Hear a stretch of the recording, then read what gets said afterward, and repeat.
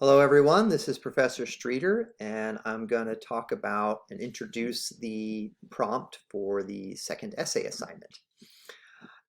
In this essay, you'll have a chance to develop an idea of your own. So if you've already been thinking about an ethical problem or an ethical issue that you've been grappling with this semester, I really encourage you to go with that and to develop an argument that comes out of, more organically, a question or a problem that you've been struggling with. Okay, I do have a prompt here to give you some parameters and think about the structure. And if you're really having trouble coming up with a topic of your own, I have some suggestions. So I'll work through the prompt with you right now. But I just want to say up front that if you've already got an idea of something that you want to explore, I encourage you to go with that. Okay, so here we go. Here is the document that I will share with you soon online. But let's start with the requirements for the essay. It's a 1,500 word essay, aim for about that, right? 5 or 6 pages.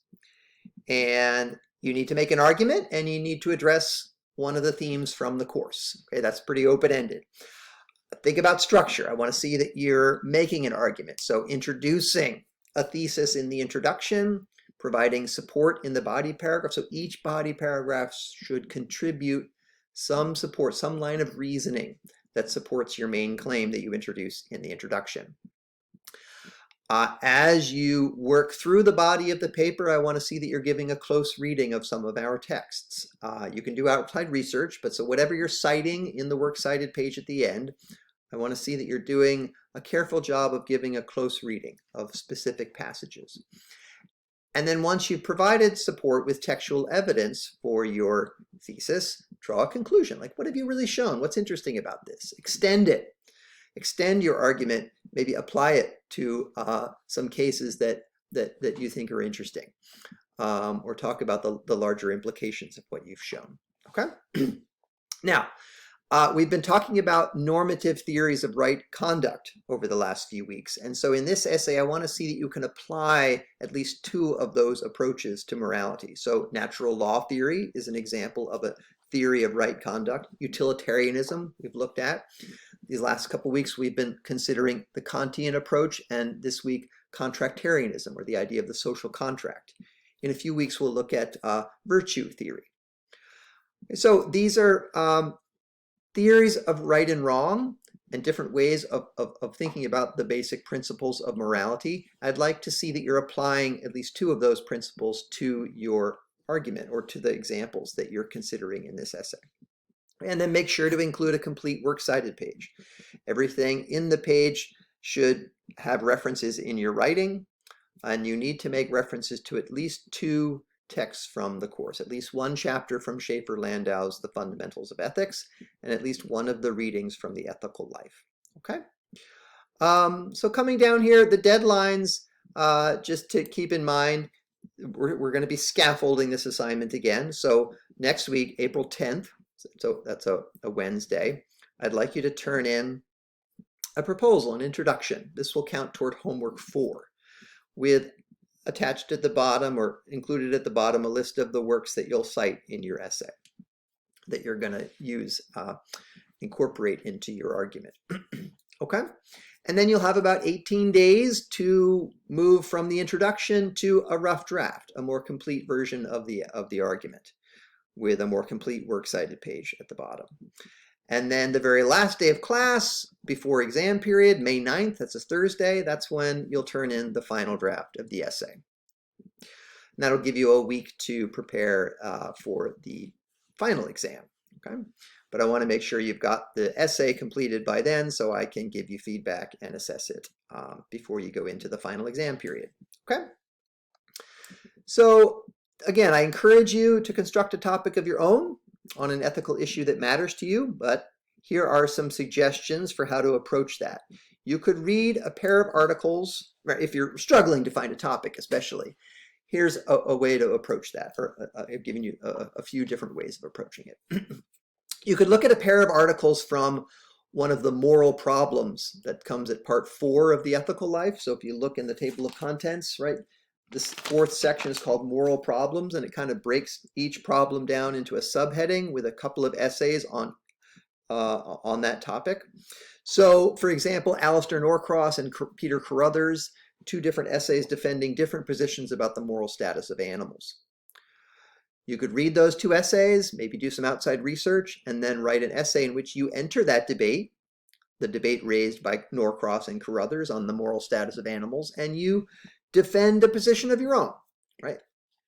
And as you defend the position, you're applying some of the normative ethical theories that we've considered. So, for example, Carruthers is a social contract theorist, a contractarian, and he defends a particular view about the moral status of animals.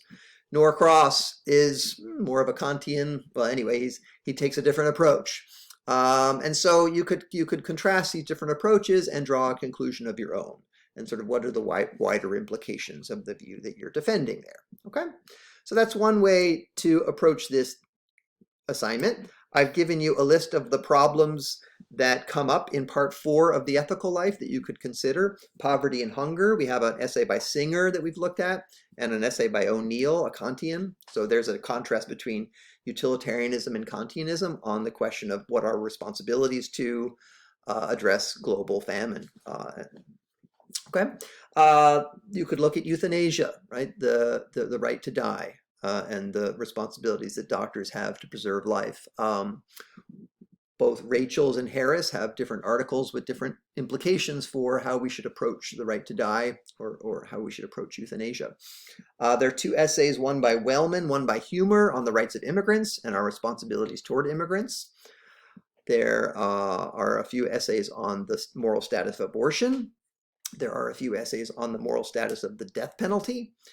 You could look at the right to own guns, the question of whether we should criminalize or decriminalize drugs or not, or you could look at the legacy of racism. The essays by Hausman and Anderson, they're not exactly entering into a debate with each other, but both Anderson and Hausman raise interesting questions about how we should best go about addressing the problem of racism and the legacy of racism. Okay, there's also the essay by Martin Luther King that you could draw upon. Okay, so those are suggestions for moral problems that you could write about and how to go about it. Another way to approach this topic is to look at the cases for critical reflection at the end of one of the chapters in the Fundamentals of Ethics. So, so if you look, for example, at the end of chapter 6 on page 89, this is the chapter on natural law theory. And we talked about this a little bit, but there's the example of terror bombing and the example of Dr. Death, Dr. Kevorkian, doctor-assisted suicide. And so both the terror bombing example and the Dr. Death example raise questions about natural law theory and what it means to say that the right thing to do is to do what is in accordance with our nature. Like, how do we interpret that in specific cases? Okay, so that's just an example. Chapter 10, at the end of chapter 10 on consequentialism and its difficulties, there are a number of case studies that give you a chance to assess the moral status of utilitarianism, whether it's the right way to think about our moral responsibilities to each other. Okay, so for example, at the end of chapter 10, we have the Ford-Pinto example and the case of torture and an argument for what's called effective altruism. And so these are different cases that give you an opportunity to reflect on the attractions and the problems with consequentialism. Okay, so you can look at other case studies, but the point is to choose one of the chapters and one of the case studies that you find interesting, and use that as a way of illustrating why one normative ethical theory makes more sense to you than another. So why, let's say, consequentialism makes more sense to you than Kantianism, by focusing on a particular case for critical reflection. The larger goal of the essay is to answer the question, what do we owe each other and why? Okay, and by focusing on a particular case study, you could draw some conclusions in response to that larger question, trying to explain something about the source and the nature of our moral responsibilities to each other, by basing your essay on a focused case study. You could also construct a case study or a case for critical reflection of your own. Come up with an example of your own. Right? the ones in the book maybe will get you thinking, and you could construct your own example and make that the centerpiece of your essay. Okay, the last two topics. You could go back and read the short piece by Anthony Appia in The Ethical Life called What Will Future Generations Condemn Us For? And use that as a way to identify on your own an ethical issue that you think we should be taking more seriously, right? Appia looks at different ethical problems that he thinks we're not taking seriously enough and suggests that in the future we will be held accountable for that, and so we should be doing more about it now. So I'd like you to structurally, think of it that way, like what are the issues that you think we should be thinking more seriously about today? Why is it an important issue? Why should we care about it?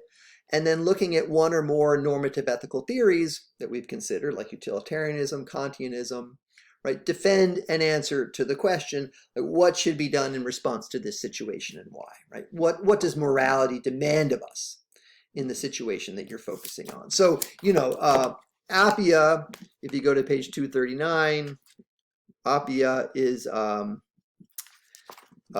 thinking about the way we treat the elderly, right? The way, the way we care for the elderly. He's thinking about our attitudes toward the environment. He's thinking about the prison system. He's looking at injustices in our prison system, and he's thinking about the way we consume and produce meat and for consumption. Okay, so those are his examples, but you can come up with an example of your own. Okay, what does morality demand of us in this situation, and why?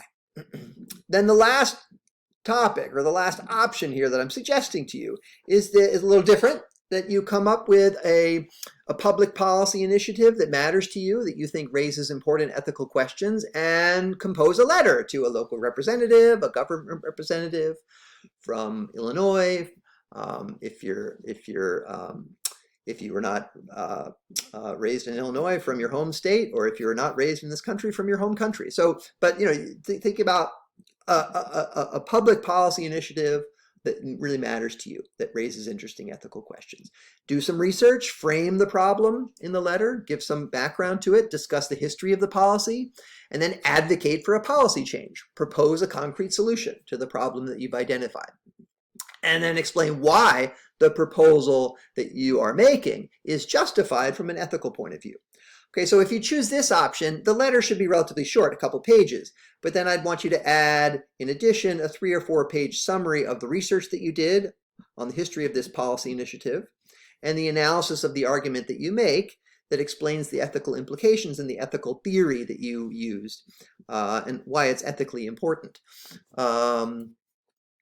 Okay, so the summary of your research, the analysis of your argument, you could write up in 3 or 4 pages, and then the letter would be a couple pages. So it still would come to about 5 pages of writing, but 2 different documents. Okay. All right, so those are options to think about for the second essay assignment. I hope this has helped you. I hope this helps you begin to do the work of sitting down and reflecting on the questions that you have and the ethical problems that you find interesting, that you want to explore, and begin to focus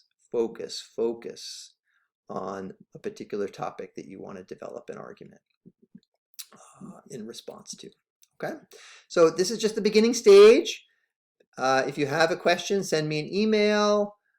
I can help you develop the topic.